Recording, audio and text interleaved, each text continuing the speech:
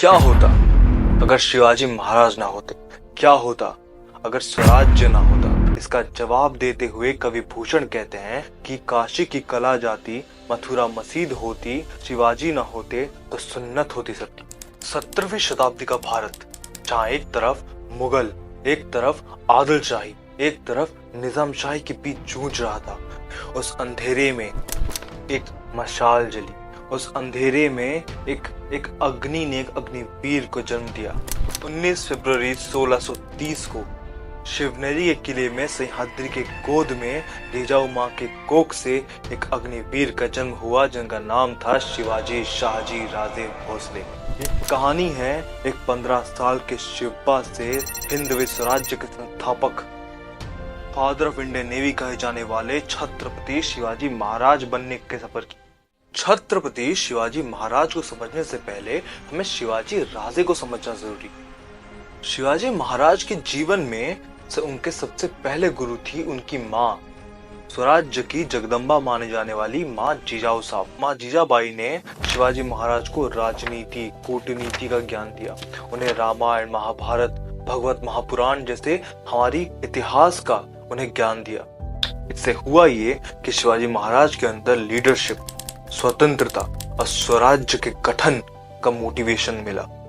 दादोजी कोंडदेव से उन्हें घुड़सवारी, तलवारबाजी, गोरिल्ला वॉरफेयर जैसे वॉर टैक्टिक्स का ज्ञान मिला। अब साल था 1645।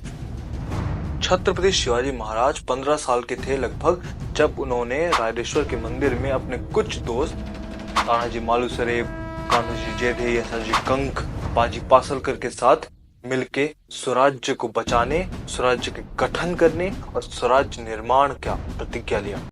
शिवाजी महाराज ये जानते थे कि जो किला जीतेगा वही राज करेगा। 1646 में उन्होंने अपने दोस्तों के साथ मिलके रात के अंधेरे में गोरिल्ला वॉरफेयर या फिर गनीमी कावा का यूज करके बिना किसी बड़े युद्ध के उन्होंने अपनी पहली जीत हासिल की, तोड़ना किले के रूप। इसके बाद उन्होंने राजगढ़, कोंढाणा जैसे आदिलशाही के कई किले जीते।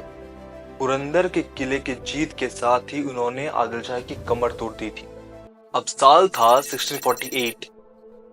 शिवाजी महाराज के पिता शाहजी राजे को अब आदिलशाही ने कैद कर लिया। ये घटना शिवाजी महाराज के लिए एक व्यक्तिगत रूप से बहुत बड़ा आघात था।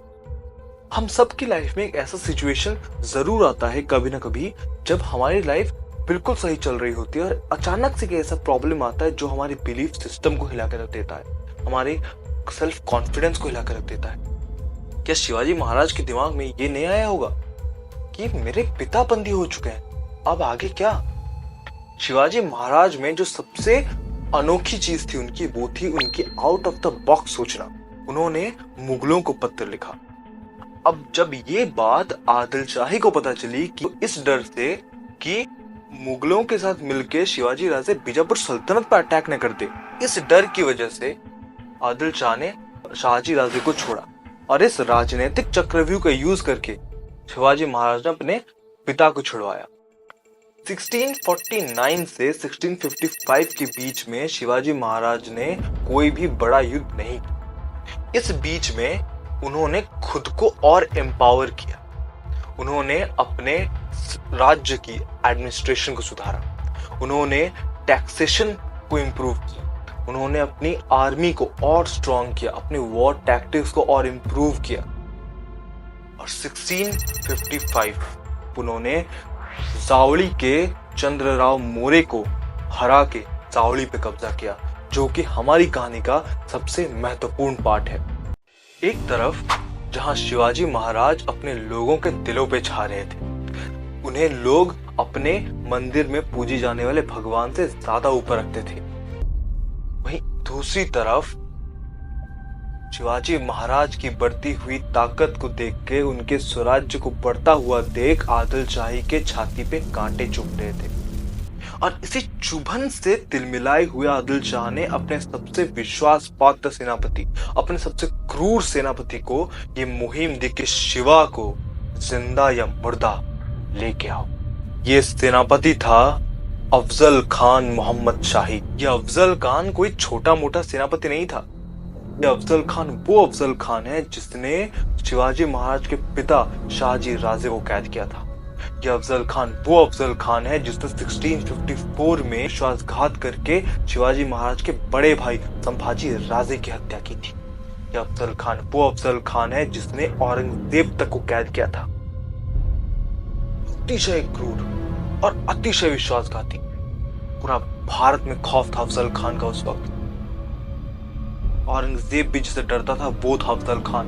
अफजल खान इतना घमंडी था कि वो अपनी राज मुद्रा में लिखता था कि गर अरज कुरत सिफर अल्लाह फजल फजला व फजल फजल अजहर मुल्की बजाय तस्बी आवाज आयत अफजल अफजल अफजल।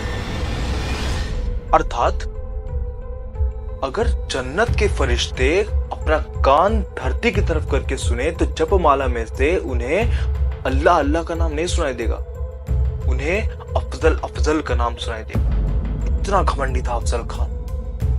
अफजल खान 1659 मई को अपनी 40,000 की सेना लेके स्वराज्य में घुसता है और दूसरी तरफ वो अपनी एडवोकेट अपना वकील कृष्णा भास्कर कुलकर्णी को शिवाजी महाराज के पास भेजता है एक संदेश लेके कि अफजल खान शिवाजी महाराज से मिलना चाहता है। क्या होगा जब अफजल खान और छत्रपति शिवाजी महाराज आमने सामने आएंगे, ये जानने के लिए इस चैनल को सब्सक्राइब कीजिए। वीडियो अच्छी लगी हो तो लाइक करना मत भूलिएगा और कमेंट में जरूर बताइएगा कि हम अपने वीडियोस में और क्या इंप्रूवमेंट्स कर सकें।